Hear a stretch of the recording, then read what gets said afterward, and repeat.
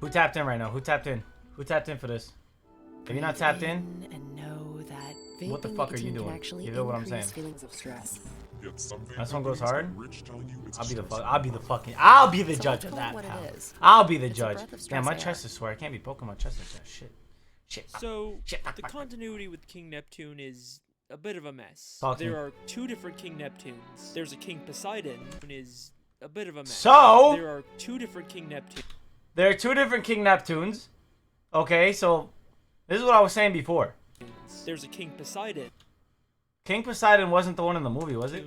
No. A bit of a mess. There It was are King two Neptune. different King Neptunes. I think. There's a King Poseidon. There's 3 different royal palaces. Holy Two shit. of them are called the City of Atlantis, but there's also a third unrelated City of Atlantis. It's confusing to say the least. Oh my but God. there is actually a way to explain how all of this is intentional and connects together. This is a story of power, deception, and betrayal. Holy This shit. is the Neptune theory. Nah, this is about to go hard, bro. I can tell. Bald. Sorry. That was probably nothing.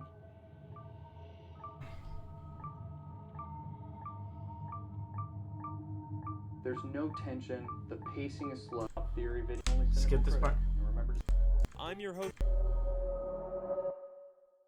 And we're back! What's up? I'm your host Alex, the SpongeBob guy, back with another SpongeBob conspiracy. I've said it before, but the overwhelming support for these videos is insane. So, I'd be stupid not to make more.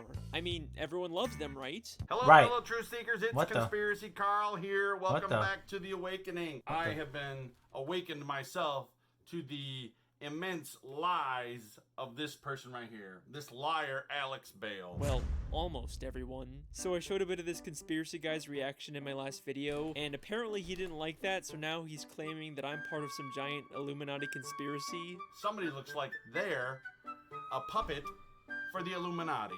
Yes, you sir, have been inserting secret messages into your videos.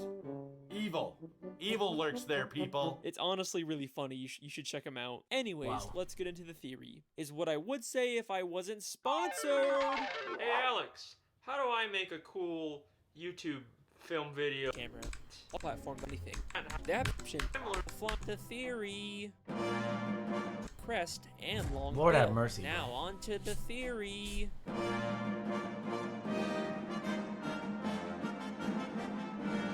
King Neptune is the ruler of the 7 seas and the Roman god of the ocean. If you watch my evolution theory, you know there's also a good chance he's the reason why fish in Bikini Bottom are so evolved and able to talk. He lives in the city of Atlantis with his wife Queen Amphitrite and his son Triton. But in the first SpongeBob movie, he's replaced by a completely different King Neptune who has a completely different daughter named Mindy. These guys don't look or sound at all the same, so how can they both exist in this universe? Well, there's already an interesting theory out there about this. It's widely believed that the SpongeBob movie takes place in the future after the events of the show. So widely believed that I got hundreds of comments about it in my Wait, Mrs. Puff what? theory. Yep, I know guys. What? I heard what you said. The creator of SpongeBob, Steven Hillenburg, said he wanted to end the series with the movie. And it being canonically at the end of the SpongeBob timeline would explain why we never see the Krusty Krab 2 or any of the other characters from the movie in the later SpongeBob episodes. This is and crazy. some people believe that This the is already reason why crazy. movie Neptune is so different is because he's actually Neptune's son, Triton, all grown up. And that's a pretty cool theory, Bro, but what? I don't buy it. Other than Triton looking nothing like movie Neptune, I've never actually believed that the SpongeBob movie takes place in the future. Despite Why there not?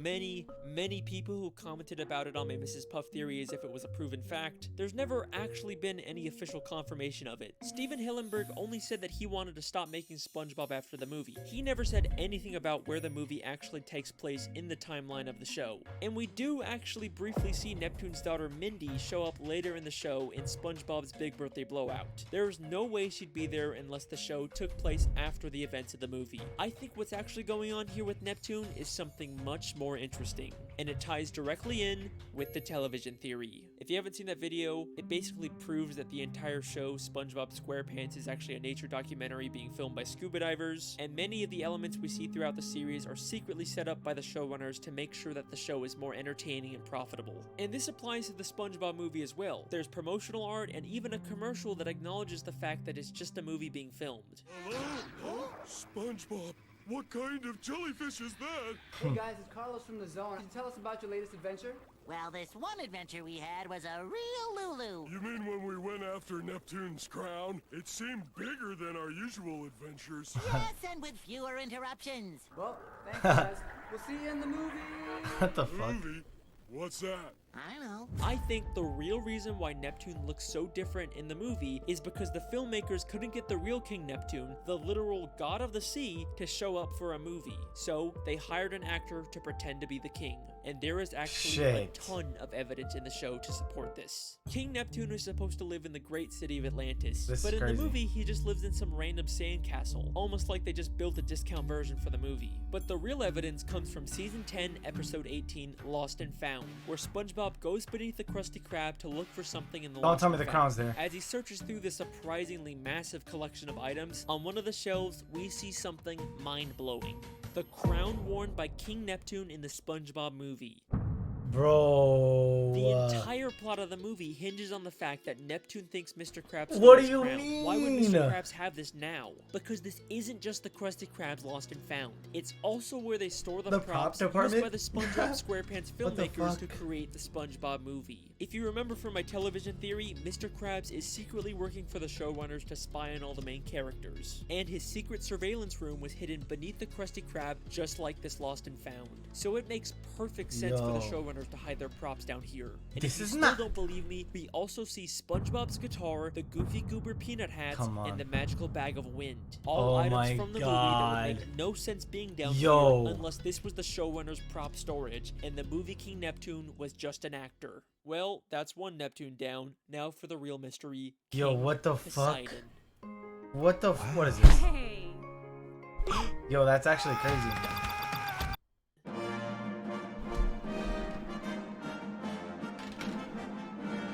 In the third SpongeBob movie, Sponge on the Run, the King of the Sea is yet again replaced by a new character, King Poseidon, the Greek god of the ocean. He actually does live in the city of Atlantis, except instead of the ancient royal architecture, it's a giant casino designed to make money. It'd be easy to say that these are just two separate kings that rule different areas of the sea, but they both claim to be the ruler of the seven seas. So how can two different characters both be the king of the same seven seas? Someone's lying. The answer to that question actually has to do with a place called Camp Coral. Throughout the third SpongeBob movie, we keep cutting back to flashbacks of a younger SpongeBob and all the other characters when they all went to summer camp together. This was all to set up a spin-off show called Camp Coral that followed these younger characters. Now at first, I just wrote the show off as SpongeBob following the trend of making all their characters younger to appeal to a younger demographic. It's been done before and it's never very good. They also completely contradict the continuity of the main show by having characters like Sandy and SpongeBob meet as kids when we know they actually met as adults in the main show. Look, I am having a hard enough time figuring out this show's continuity on its own. I do not need another show full of contradictions to make it even harder. But the creators actually did something very clever to make the continuity work. The 7th episode of Camp Coral ends with one of the biggest plot twists I've ever seen from this show.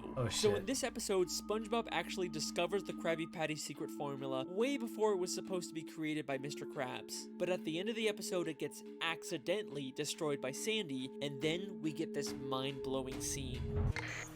This is Little Cheeks calling Big Cheeks. Come in, shit, Big Cheeks. Little Cheeks, the big cheeks. Affirmative, Little Cheeks. This is Big Cheeks receiving you from the future. How are things going in the past? Your plan worked perfectly. The formula burned up before Mr. Plankton could nab it. Now it can be safely rediscovered in the future. Bro, I what? knew sending you to Camp Coral was the right thing to do. Over and out. Bye, future me. Yo, what the fuck? Accomplished, timeline preserved. Now everything can continue just the way it's always been. Yo. So Sandy used time travel to send her past self to Camp Coral so that she could make sure the Krabby Patty formula didn't get discovered before it was supposed to. They actually figured out a way to make this messed up continuity make sense. Don't you dare tell me this show doesn't care about its continuity. Can I also just say that this scene lines up perfectly with my television theory? A major part of that theory Little is Cheeks, that the big Sandy cheeks over. is actually a spy working for the showrunners and is secretly making sure everything stays on track. And then what do we see a month after I post my theory? Sandy secretly manipulating everyone to keep the show on track. Just gonna give myself a little pat on the back there. But enough gloating. What does any of this have to do with King Poseidon? Well, this proves that Camp Coral and the movie that sets it up are in an alternate timeline. The events that have taken place in the show are not the same events in this movie. The continuity errors like Sandy and SpongeBob meeting, or Poseidon being the king of the sea instead of Neptune, can be explained by this shift in the timeline. So there you go. King Poseidon and King Neptune are from completely separate timelines. That's why we never see any reference to King Poseidon in the show. And that is the Neptune theory. Huh. Bro, what? I mean, that wasn't so hard. I guess I'm done here. Neptune stirred up quite a gale tonight. He must be mad about something. What the? That's silly. Everyone knows Poseidon is ruler of the undersea. Everyone knows Poseidon is ruler of the undersea. Bro, come Why on. can't anything ever be easy? Come on, bro.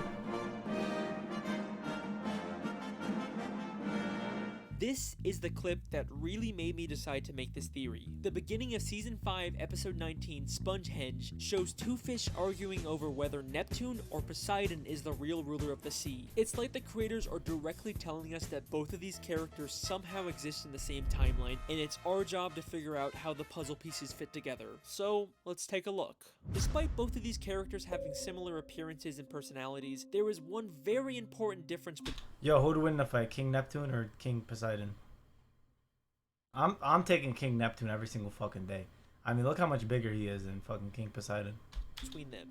Was it King Poseidon or was it just Poseidon? I thought he was saying King Poseidon. I don't know. Poseidon doesn't have powers. We've seen many times that King Neptune has magical abilities that he can use at any time, even without his trident. But in the entire third SpongeBob movie, we never see Poseidon use any powers or magical abilities, except for lighting up his trident, but all he has to do for that is just flip a switch. And we know from the episode Trident Trouble that you don't even need to be a god to use the trident. Wow. And at the end of the third movie, we find out Poseidon is actually in terrible shape. What If the you remember fuck? at the end of the episode Neptune's Spatula, Neptune briefly turns SpongeBob into a god, and we can see that having god powers give you a perfect body. So why is Poseidon in such terrible shape? Because he doesn't actually have powers, only Neptune does. Even Neptune's wife, Queen Amphitrite, has Wow. to use technology to zap someone, unlike Neptune, who only has to use his finger in the exact same episode. He is clearly the only one with powers, but why?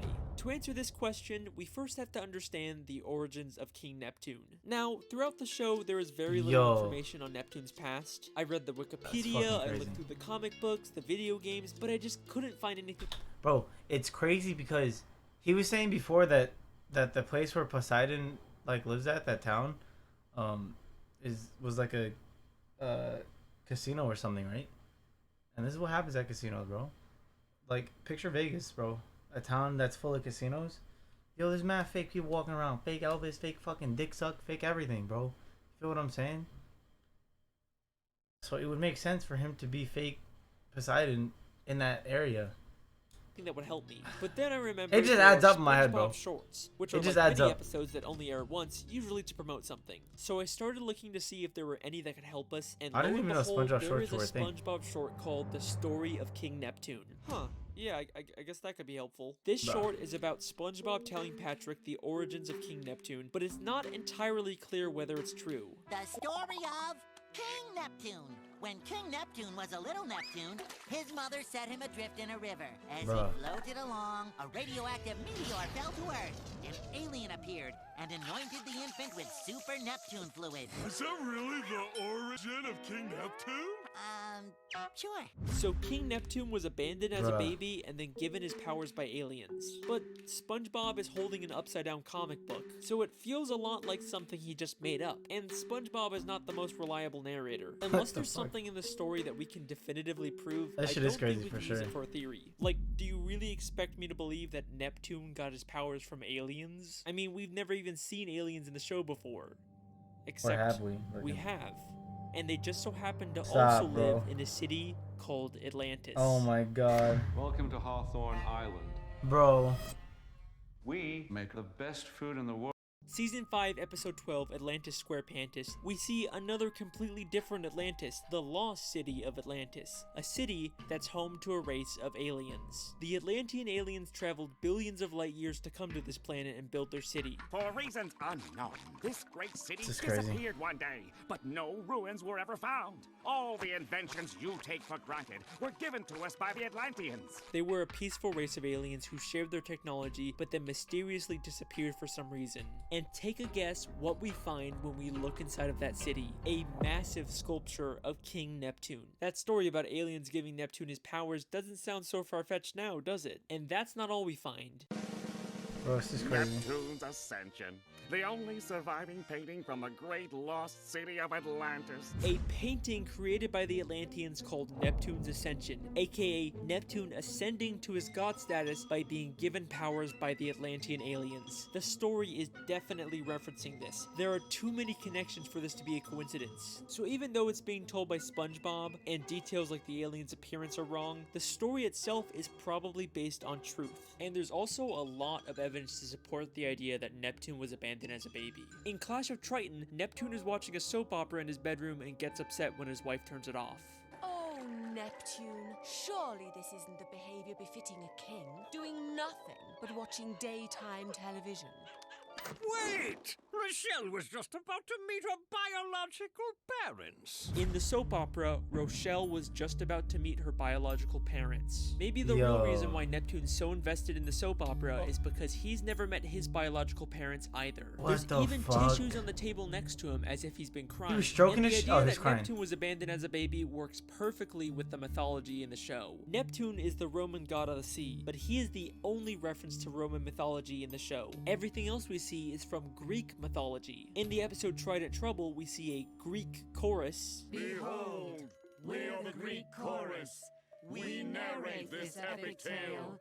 Neptune once mentioned Zeus, the Greek god of thunder. So I say, look, Zeus, either you come up with more money, or Neptune walks. He also mentions Apollo, the Greek god of the sun. Now behold, my beloved home of Atlantis, a prize worthy of Apollo. Even in the city of Atlantis where Neptune lives, there's a building named the Poseidon, clearly named after Poseidon. So Neptune is clearly the outsider here, which is why he was abandoned as a baby. But if the sea is actually ruled by Greek mythology, then Poseidon should be the true heir to the throne. Why is Neptune the king in the show? Because after Neptune was given his god powers by aliens, he returned to Atlantis and stole the throne from Poseidon. This would explain why there's so much confusion over who the real king is. Neptune stirred up quite a gale tonight. Everyone knows Poseidon is ruler of the undersea.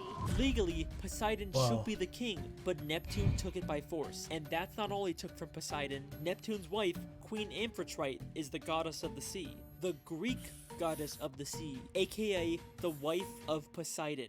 God damn, Neptune stole his wife and his throne. That's my boy. Is cold. That's and my fucking boy. everyone Let's go. did recognize Neptune as the rightful king. The pink fish who seemed adamant about Poseidon being the king completely changes her mind one season later in Clash of Triton.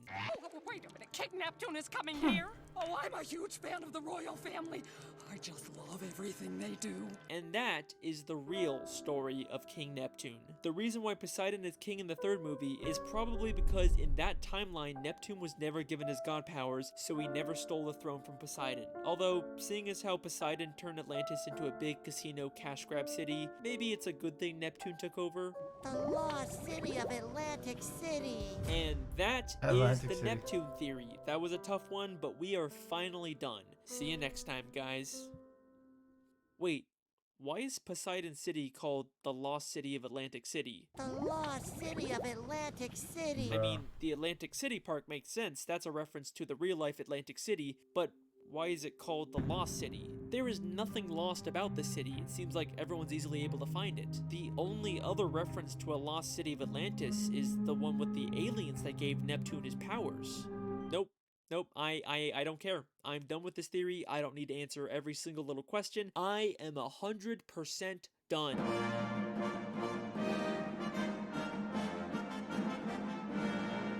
Fine, okay? One more quick part just to tie up all the loose ends, and then I am done. Alright, here we go. So we know before the Atlantean aliens mysteriously disappeared, they shared their technology with the creatures of the sea. I think the self-proclaimed gods of the sea got their technology, like tridents and their other weapons, from the Atlantean aliens. In fact, the Atlantean guards even use golden tridents as their weapons. That's why the gods named their city Atlantis, to pay tribute to the Atlanteans that gave them their technology. But all of that changed when Poseidon became king of the sea. He betrayed the Atlanteans and used their own weapons against them to conquer their home and turn it into a casino city. That's why Poseidon sent weapons against them to conquer their home and turn it into a casino city. That's why Poseidon City is called the Lost City, even though it's not lost. It's referencing the Atlantean city that was conquered by Poseidon. And the reason why the Atlanteans gave god powers to some random abandoned baby in the main timeline was so that Neptune could take the throne from Poseidon and prevent him from conquering the alien city. And the reason why the Atlantean city mysteriously disappeared was because they hid it so no one could ever try and conquer them again. And that is the Neptune theory. I am done. But okay, that's another one done. Thank you so much for watching. I've been your host, Alex. We've got more on the way. I'll see you next time. Wow. Hey, listen, that theory was awesome. That was crazy. That was freaking crazy. So the King Neptune from the show is the guy. He's him. He's that guy. Actually has powers and shit. Poseidon could never. Poseidon could fucking never.